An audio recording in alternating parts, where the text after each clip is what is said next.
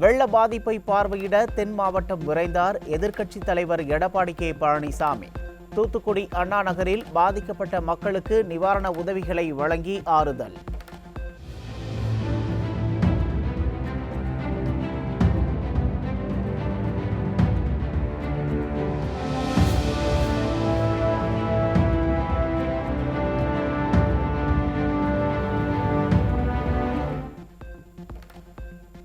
தூத்துக்குடி மாவட்டம் அண்ணா நகரில் மழை வெள்ள சேதங்களை பார்வையிட்டார் எதிர்க்கட்சித் தலைவர் எடப்பாடி கே பழனிசாமி. உடைமைகளை இழந்து பாதிக்கப்பட்ட மக்களின் குறைகளை கேட்டறிந்தார். ஐயா, அந்த எங்க ஏரியா சைடு கொஞ்சம் பால் வசதிக்கு மட்டும் கொஞ்சம் ரெடி பண்ணுங்க. குழந்தை எல்லாருமே பால் இல்லாம கஷ்டப்படுறாங்க. சாப்பாடு நல்ல மண்டபத்துல தண்ணி வெளியில செஞ்சிருக்காங்க. நம்ம சண்முனா வரதுக்கு வேற இதுல தான் ஜேசிபி எல்லா இடத்துலயும். திருநெல்வேலி மாவட்டம் உடையார்பட்டி ஆற்றுப்பாலத்தின் அருகே உள்ள பாதிக்கப்பட்ட பகுதிகளை பார்வையிட்டார் எதிர்க்கட்சித் தலைவர் எடப்பாடி கே பழனிசாமி. சேத விவரங்கள் குறித்து கேட்டறிந்தார்.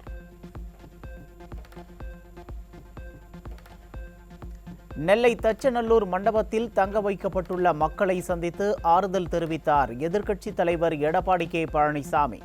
பாதிக்கப்பட்ட மக்களுக்கு நிவாரணப் பொருட்களை வழங்கினார். நெல்லை கேடிசி நகரில் உள்ள பள்ளியில் தங்க வைக்கப்பட்டுள்ள மக்களை சந்தித்து எதிர்க்கட்சித் தலைவர் எடப்பாடி கே பழனிசாமி ஆறுதல். பாதிக்கப்பட்ட மக்களுக்கு நிவாரணப் பொருட்களையும் வழங்கினார்.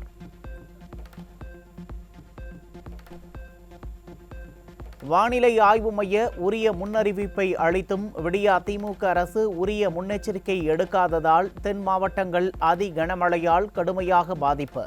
கழக பொதுச் செயலாளரும் எதிர்க்கட்சித் தலைவருமான எடப்பாடி கே பழனிசாமி குற்றச்சாட்டு. தென் மாவட்டங்களில் அதி கனமழையால் பலியான 8 பேரின் குடும்பங்களுக்கு தலா 10 லட்சம் ரூபாய் நிதி உதவி வழங்க வேண்டும். சேதமடைந்த பயிர்களுக்கு ஏக்கர் ஒன்றுக்கு 25,000 ரூபாய் வழங்கவும் எதிர்க்கட்சித் தலைவர் எடப்பாடி கே பழனிசாமி வலியுறுத்தல். ஸ்ரீவைகுண்டத்தில் ரயில் சிக்கி தவித்தவர்களை அரசே வாகன வசதி செய்து வீடுகளுக்கு அனுப்பி வைக்க வேண்டும். விடியா திமுக அரசுக்கு எதிர்க்கட்சித் தலைவர் எடப்பாடி கே பழனிசாமி வலியுறுத்தல். அதி கனமழையால் பாதிக்கப்பட்ட தென் மாவட்டங்களில் 600 படகுகள் தயாராக உள்ளதாக தலைமை செயலாளர் பேட்டி அளிக்கிறார். ஒரு படகை கூட பாதிக்கப்பட்ட பகுதிகளில் காண முடியவில்லை என எதிர்க்கட்சித் தலைவர் எடப்பாடி கே பழனிசாமி குற்றச்சாட்டு. தூத்துக்குடி மாவட்டத்தில் 3 நாட்களாக மக்கள் குடிநீர், பால், உணவில்லாமல் தவித்து வருகின்றனர். விடியா திமுக அரசின் அமைச்சர்கள் களத்திற்கு செல்லாமல் ஊடகங்களில் மட்டுமே பேட்டி அளிப்பதாக எதிர்க்கட்சித் தலைவர் எடப்பாடி கே பழனிசாமி குற்றச்சாட்டு. மழை வெள்ளத்தால் பாதிக்கப்பட்ட தென் மாவட்ட மக்களின் துயர் துடைக்க களத்தில் நிற்கும் அதிமுக பொதுச் செயலாளர் எடப்பாடி கே பழனிசாமி. பாதிக்கப்பட்ட மக்களை பார்க்காமல் குடும்பத்திற்கு பதவி பெற டெல்லி சென்ற ஸ்டாலின்.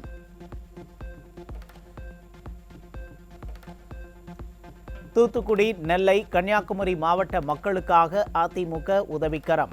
நிவாரணப் பொருட்களை ஏற்றிச் செல்லும் வாகனங்களை கொடியசைத்து அனுப்பி வைத்தார் கழக பொதுச் செயலாளர் எடப்பாடி கே பழனிசாமி.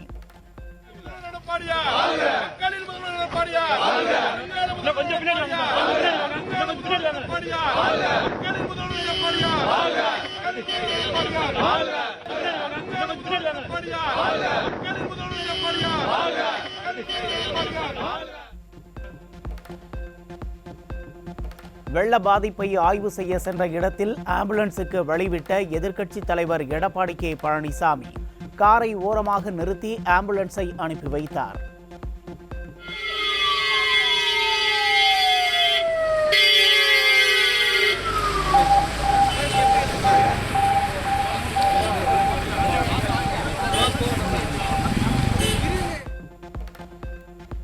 தூத்துக்குடி, நெல்லை மாவட்டங்களில் பள்ளி, கல்லூரிகளுக்கு நாளை விடுமுறை அறிவிப்பு. அதி கனமழையால் ஏற்பட்ட பாதிப்புகளில் இருந்து மக்கள் இன்னும் மீளாததால் மாவட்ட ஆட்சியர்கள் அறிவிப்பு. சென்னையை நிர்கதியாக விட்ட நிர்வாக திறமையற்ற விடியா திமுக அரசு தென்னகத்தையும் கைவிட்ட அவலம். மக்களின் குமுறலை வெளிக்காட்டும் விதமாக தென்னகத்தை கைவிட்ட திமுக என்ற ஹேஷ்டேக் ட்விட்டரில் ட்ரெண்ட்.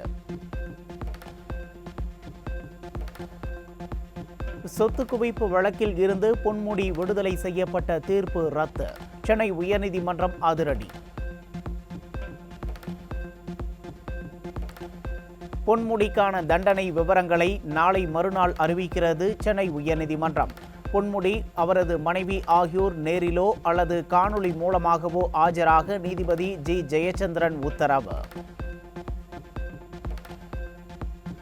வருமானத்திற்கு அதிகமாக 64% மேல் பொன்முடி சொத்து சேர்த்தது நிரூபணம்.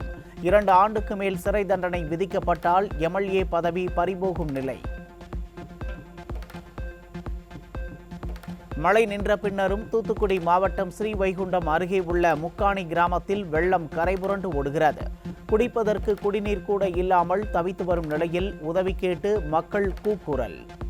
தூத்துக்குடி மாவட்டம் முக்காணிங்கிற ஒரு கிராமத்தில் 3 நாள் ஆச்சு. கரண்ட்டும் கிடையாது, டவரும் கிடையாது. இங்கே சாப்பாடு தண்ணி எங்களுக்கு எதுவுமே இல்லை. ஃபுல்லாக மழை பெஞ்சிட்ருக்கிறதுனால ஃபஸ்ட் ஃப்ளோர் ஃபுல்லாக தண்ணி எங்களுக்கு எந்த ஒரு இன்ஃபர்மேஷனும் இல்லாமல் தண்ணி குளக்கரை உடஞ்சி ஃபாஸ்ட்டாக தண்ணி ஏற ஆரம்பிச்சிட்டு இப்போ 5 அடி வரைக்கும் தண்ணி இருக்குது. எங்களால் கீழே இறங்க முடியாது. சாப்பாடுக்கும் எந்த ஒரு வழியும் இல்லை. எங்கேயும் இறங்கி போக முடியாது. யார்கிட்டையும் எதுவும் சொல்ல முடியாது. எங்களுக்காக ஏதாவது ஒரு ஹெல்ப் எங்களுக்கு ஏதாவது பண்ணுங்கள். எந்த பக்கமுமே எங்களால் நவுல முடியல. தண்ணி ஃபாஸ்ட்டாக வந்துக்கிட்டே இருக்கு. ஸ்ரீவைகுண்டத்தில் 2 நாட்களுக்கு மேலாக சிக்கி இருந்த ரயில் பயணிகள். நீண்ட போராட்டத்திற்கு பிறகு ஹெலிகாப்டர் மூலம் உணவு விநியோகம்.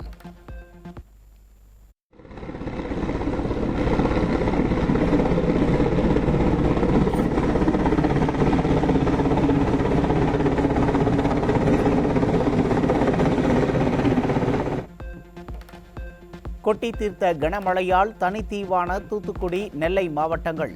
போக்குவரத்து சேவை முற்றிலும் துண்டிக்கப்பட்டதால் உதவிகள் கிடைக்காமல் மக்கள் பரிதவிப்பு.